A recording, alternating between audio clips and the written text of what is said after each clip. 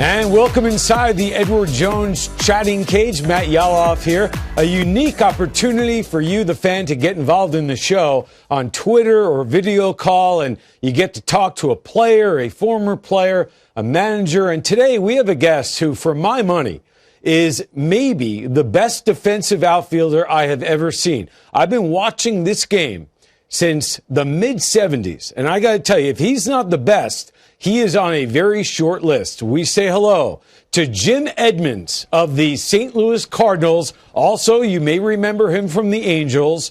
Jim, thank you for joining us. It is really a pleasure to talk to you. How are you? I'm doing great, man. Thank you so much. It's a pleasure to be on your show. Can't wait to see what you have for me today. Well, we have a lot for you today. I want to ask you about St. Louis. You work for them, and your title is Special Assistant to the President of Baseball Ops. However, I've heard you in the broadcast booth as well. Give me your take on the Cardinals 2019. Well, it's a dual role for me, actually. And like you said, I'm doing both.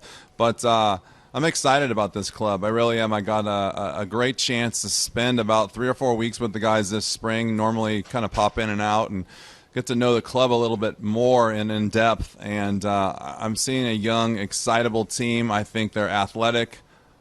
Pitching staff is young and very good. They got some nice veterans. They struggled scoring runs in spring training, but I think that's all part of it, just kind of breaking up spring training. Not a lot of guys played back-to-back days, and so they had the guys in the middle playing up the middle on one day and then the corners playing the next day, and a lot of rest for these guys. So they haven't really played together that much until opening day, and I just think there's a huge upside for this team as they kind of get together and play a little bit. I know it's a really tight group this year. I really like what I see. Okay, well, let's get going here. We're talking to you on opening day for the Cardinals in St. Louis. So the Twitter question for you is, what's your favorite opening day memory? What do you got? My first opening day, clearly, as a player, didn't know what to expect, didn't even have any idea that it would be such a grand experience, and just going out in the car for the very first time in a packed house in the old Busch Stadium, going in a circle around the stadium with everyone standing on their feet cheering for you, and then going through the national anthem and then going to the plate for the first time to a standing ovation. I thought that was it doesn't get any better than that. And I don't think too many people in baseball, if any, do it quite like they do it here in St. Louis. All right, well, we're going to get to video of you doing your thing in the outfield, but I want to talk about the current center fielder for St. Louis and the influence that you may have had on Harrison Bader. What is it? You know what? He's young and aggressive, and he can really run. I think he's going to be exciting to watch. I think he's just going to get better and better. His only downfall to his game right now is his inexperience. He's just young. He needs to learn a little bit more. He's a great player already, and when he learns this league, just like I had to do over time, he's going to be that much better and put himself in better position and be in better spots in the outfield. And what I'm trying to get him to do is kind of just really think through the game first. So when the ball has hit, everything is reactionary, and it's a lot easier on him day to day. Okay, well, it makes sense. And if he's going to have a teacher, I would think you're a pretty good one. Let's get to a video call right now. Hello, thank you for calling, and tell us your name and what you want to know. Hi, my name is Jen Daly-Cardillo, and my question is, what was your favorite career catch? Hi, Jen, first of all. My favorite catch. You know what? I would be crazy not to say that the play in Anaheim is probably up there with my favorites. But I've turned into a fan now that I haven't played for 8 years, and so I see a lot of the highlights. And I would have to go with that one. There was one in Cincinnati, and then the catch that I made in the playoffs. But I still think that the one in Anaheim, in Kansas City over my shoulder, was probably my favorite. Yeah, we're looking at that right now, June of 1997, and we're looking at it, and I have to tell you that at the time, many of us had never seen anything like that other than Willie Mays in the '54 World Series. Did you hear a lot about that after that catch? Yeah, I did. And I clearly knew about it. It was obviously on the highlights when I was a kid too, and it's not something I ever thought about. It is amazing to be compared to probably one of the best players of all time. Even if it's just a catch for 1 second, I'll take it. It just happened. It was one of those things, and perfect spot at the right time, and the ball kind of just fell into my lap, and my job was to go catch it. And every time the ball went up in the air, I thought to myself, I need to go catch this ball, especially if the game was on the line. And so, good thing you showed it, because now we're talking about it, and it looks good for us. Yeah, and we just showed the one, I don't know if you have monitor there, 2004, you went up and over the wall against LaRue to take away a home run. What goes through your mind as you're tracking a ball and as you think, I actually have a beat on this ball? You know what? I think that it's something that I talked to Harrison about is when the ball went up, I would always think that I have a chance to catch every ball, or I want to catch every ball. It's such a nice relationship with the guys that were pitchers on my team that I thought that if I went and caught the ball, that I was doing them a favor, right? And they appreciated it. So that was my attitude. So when that ball goes up, I'm thinking to myself, and especially in Cincinnati, I know that wall is short. So I know a few balls that just kind of barely get over the wall, I can get there fast enough and climb up on that wall and take a chance. And who doesn't like robbing a home run against the team in their home city, especially to save a game? So it's just something that I was born with, and that's what I tried to do. Yeah, and you and I are of a similar age. And when I was a kid, we used to set each other up to try to get a ball before it got to the roof of the house. So you jump up around the drain pipe, and we would try to snatch it back. I mean, that's a dream come true to do it at that level. So, and you 8 gold gloves, 8. So you have all the hardware you need. A video call right now. Hello to you, and tell us your name and what you want to know. Hi, my name's Kirk Kepshire. Jim, a big fan of yours, storybook career.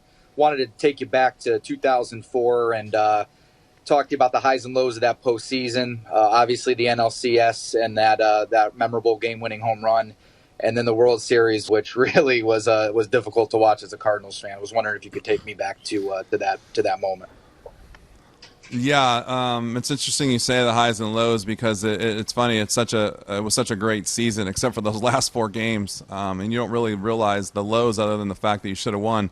We had a really good team, and I've heard Tony La Russa say that probably one of the better teams, but we lacked the pitching that we had in 06, which I didn't think that, but clearly he was the manager and he was correct. But we ran into a team that was scorching hot, the Boston Red Sox. They had just taken 4 in a row from the Yankees. And when we lost the first game, they kept their momentum, and we had a chance to win that game. It was a high-scoring game.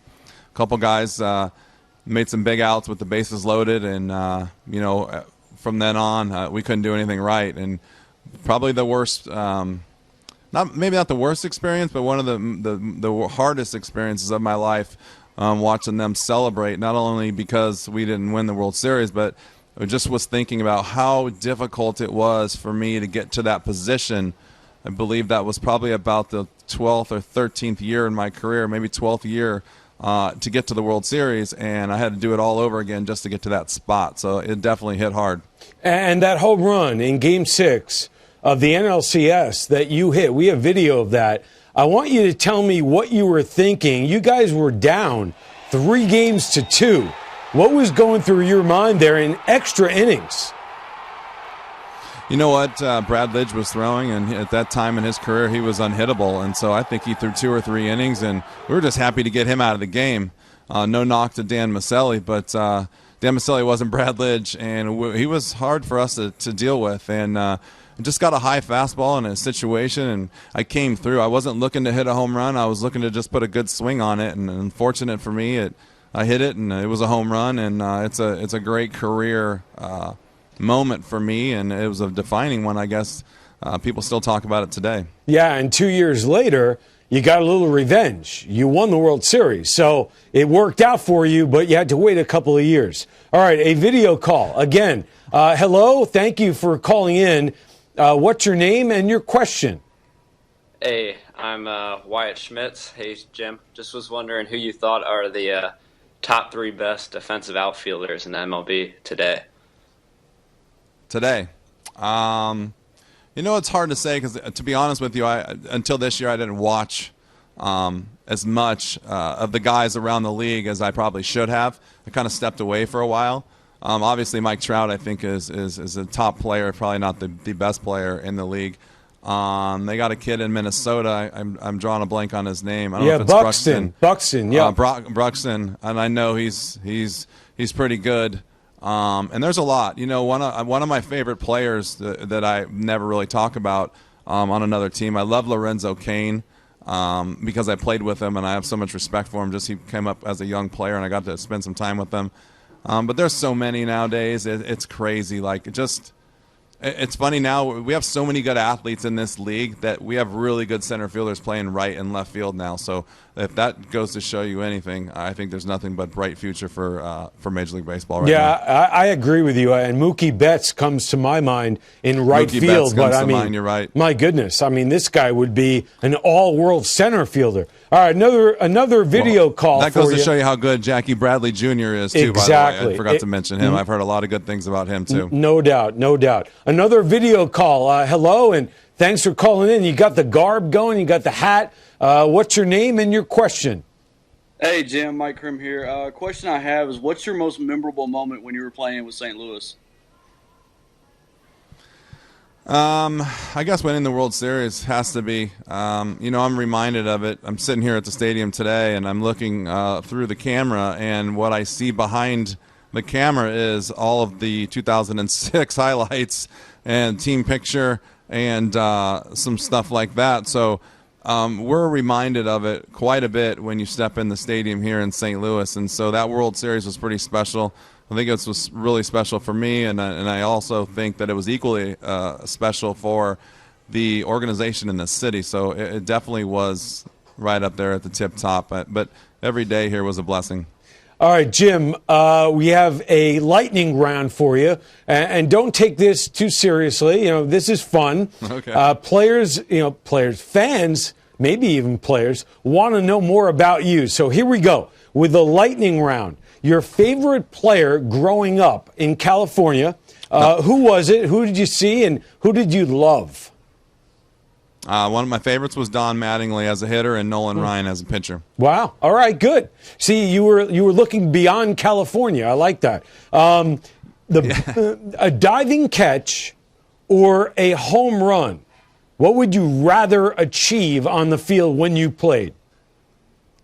Wow, that is tough. To be honest with you, I know it's the lightning round. I'm 50-50 with that one because I think they're both equally as important. Okay. Moving on. Best advice. Best advice you ever got? To come out and play each day, to be honest with you, and get yourself in the lineup. Do you remember who gave it to you? One of them was Jim Abbott, to be honest with you. And then I had a bunch of guys, veteran guys, pitching staff, when I was in Anaheim. Finley, Langston, Abbott, guys like that. And then Marcel Latchman was and Bobby Knopp were huge influences on my life before I came to St. Louis. Excellent. All right. Favorite MLB outfield to play in? Anaheim. Okay. That was big, though, right? Big outfield back then? You know what? It was back then. It was small, but all I can see when I think about that is the lights are the brightest in the league, and the grass is as clean as it gets, and better than San Diego to me, and even better than LA. All right, Southern California. Shout out for them. Okay, ready? I'm going to go really good grass growing area, by the way. Well, if I ever need to grow, I'm going to go out there and plant. I'm going to go plant. All right, bungee jumping or skydiving? Probably skydiving. Okay. With kids, though, it changes, right? In your mind, you're like, I'm going to go skydiving. Then all of a sudden you wake up and you're a dad and you say, I'm not going to do that. What am I, crazy? I can't do that. Yeah. If my wife was standing next to me right now, she would say neither. So exactly. That would probably win out. I'm with her, by the way. I wanted to do it, and then I had kids. I said, no, I'm out. Favorite musician or band? Right now, I guess I'd go with Jason Aldean. Big fan. He's a friend of mine. Just had another child. Shout out to him. Just a big fan of his. Yeah, he is. He is a megastar in the country music world. Funniest Good guy, teammate. too. Funniest teammate ever. Ever. I got two guys that I got here in 2000 that were here, and the minute I walked in the clubhouse, they had me rolling since the first second, and that was Eric Davis and Sean Dunston.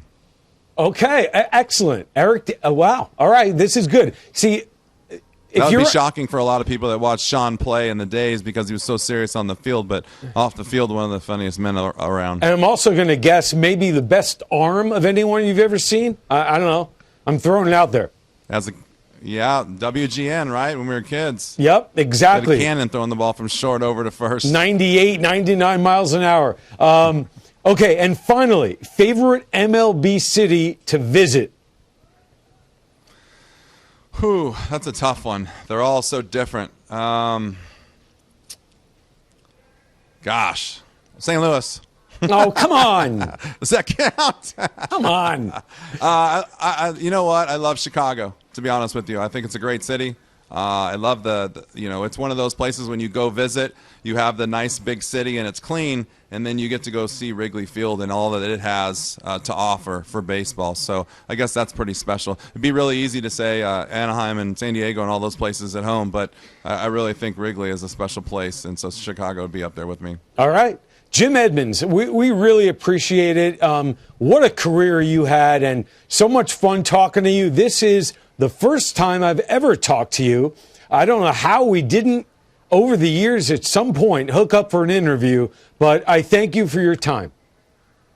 Anytime, and I appreciate you having me, and it was a pleasure talking to you, and I'm sorry we missed each other all these years, but thanks again. All right, Jim Edmonds inside the Edward Jones chatting cage. I'm Matt Yaloff. Thanks for taking part in our show, and I'll see you next time.